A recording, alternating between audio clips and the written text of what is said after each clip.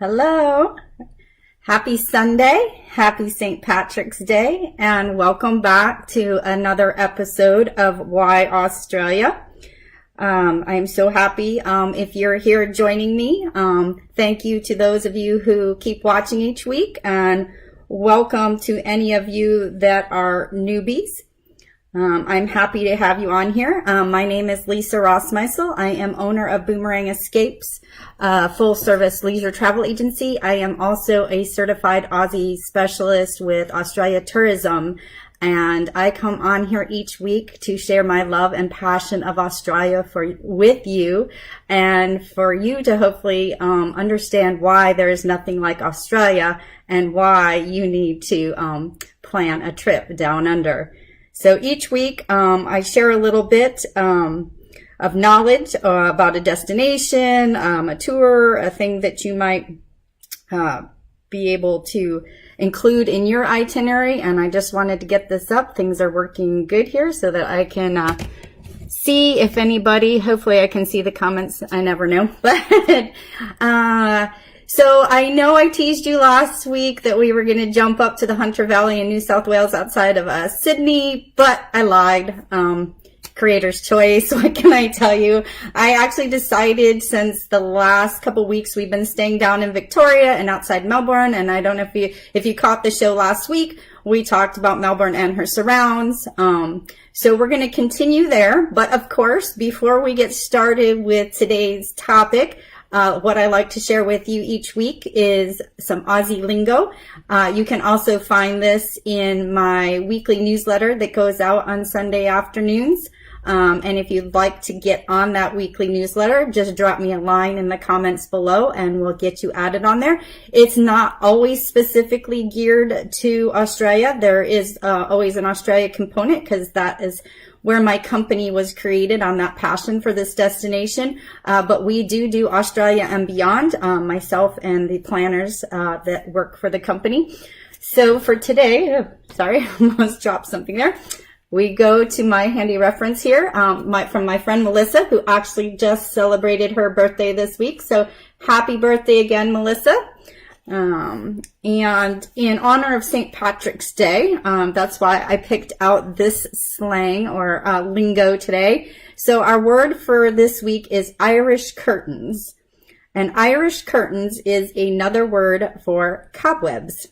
Yep, Irish curtains are otherwise known as cobwebs. So that's our lesson for today. And now we will pop back into Victoria, which is the small southern state of Australia. So if you recall, I used this map last week. I'm going to stand back up again to make it easier for me to maneuver. And we talked briefly about the routes there. If you can see the one in the red, that was the one we went out. The Great Ocean Road was down on the coastal thing and up and around. And we talked about some wine up here, and we talked about the gold rush up here.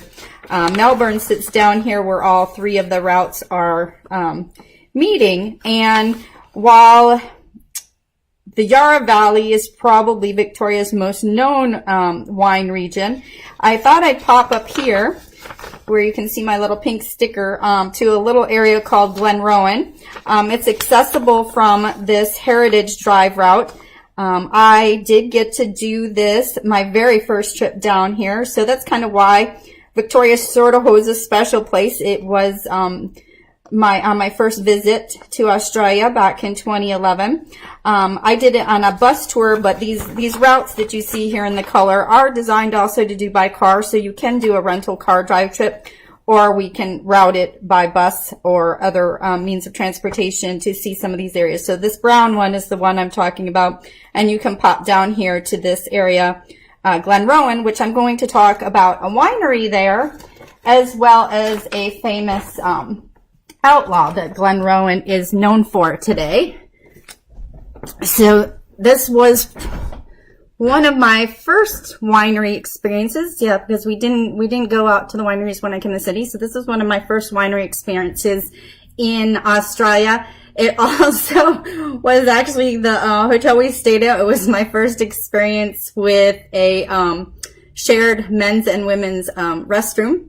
So I always remember that as well when we stayed here.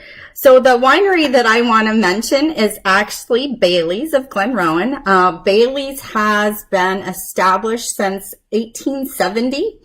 Richard Bailey came over from Europe and set up a store in the town of Glenrowan, and he set up that store for the miners. And as if you recall, I talked about the gold rush and how it was very big back 1850s, 1860s. So he came over and set up this store.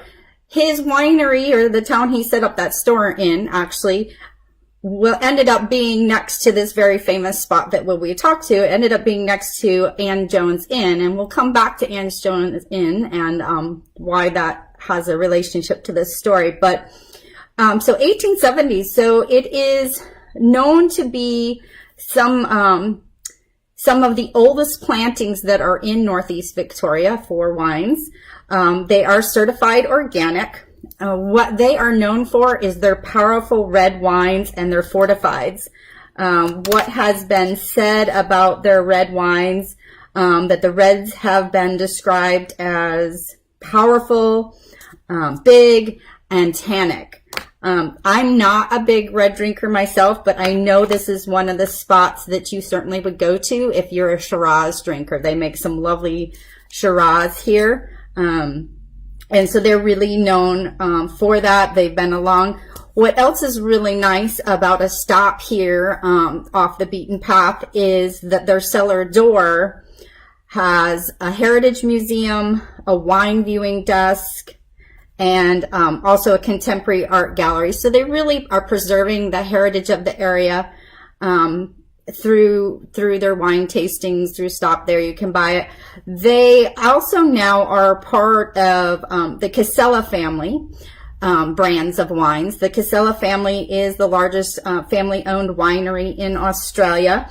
Under the Casella family, besides the Baileys of Glenrowan, you would find Casella family, the Magic Box.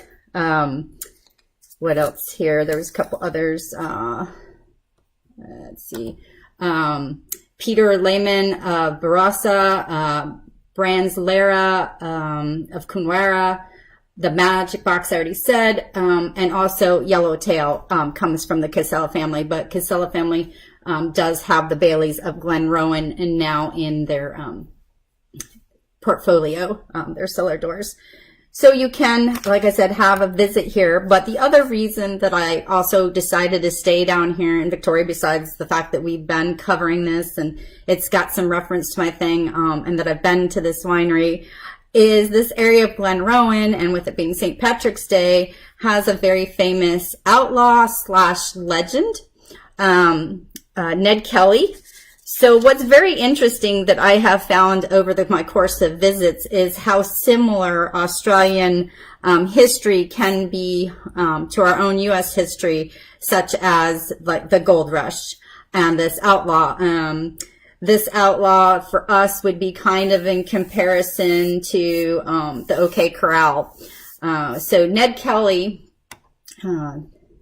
he was an Irish immigrant, known as a bushranger, outlaw gang leader, convicted by the police of murder. He was definitely one of the most famous, and like I said, to most Australians, he's become more of a legend than an outlaw. He died quite young. He was only about 25 when he died. He was born in 1855 to an Irish Catholic family. His family resented the British, so he kind of came up with a convict stain on him from the time that he was there, began his short life. But what he was most known for, he's known as the Iron Outlaw because he and his gang created these iron suits, and I will actually share a blog I wrote after my visit down there in the comments after I get off here today for y'all that has the pictures of the iron suit, and there's this actually this iron replica